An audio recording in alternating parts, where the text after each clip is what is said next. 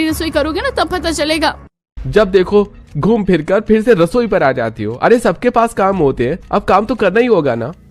मैं काम करने से कब मना कर रही हूँ? मैं बस इतना कह रही हूँ कि हमारे काम को आसान नहीं कर सकते, तो कम से कम मुश्किल तो मत बढ़ाओ।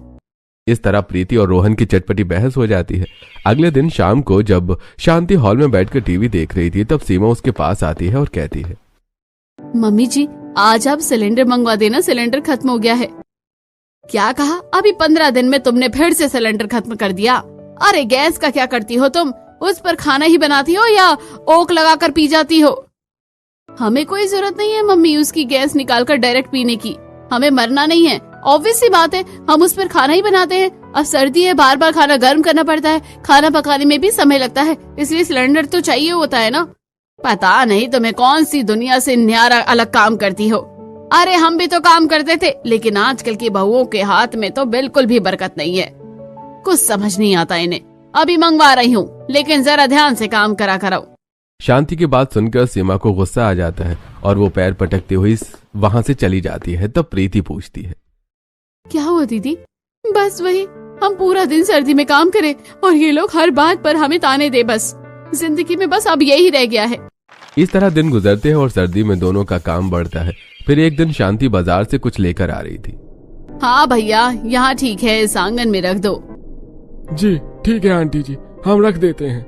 दो आदमी मिलकर छोटे से टेम्पो से सामान उतार कर आंगन में रख रहे थे। तभी वहाँ अंदर से प्रीति और सीमा आती है। क्या बात है मम्मी जी, आप ऐसा क्या सामान लेकर आई हो जो आंगन में रखवा रही हो? बिल्कुल सही कहा, ऐसा क्या कर रही हो आप अपने लिए?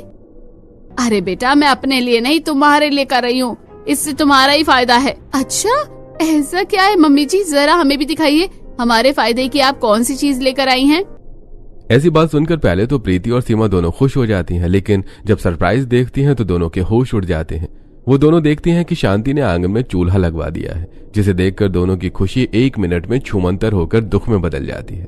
दोनों को समझ तो आ गया था, फिर भी दोनों अपनी तसल्ली के लिए एक बार शांति से पूछती हैं, मम्मी जी आखिर आपने आंगन में चूल्हा क्यों लगवाया? हाँ मम्मी जी बता दीजिए, क्या हम जैसा सोच रहे हैं वैसा ही है?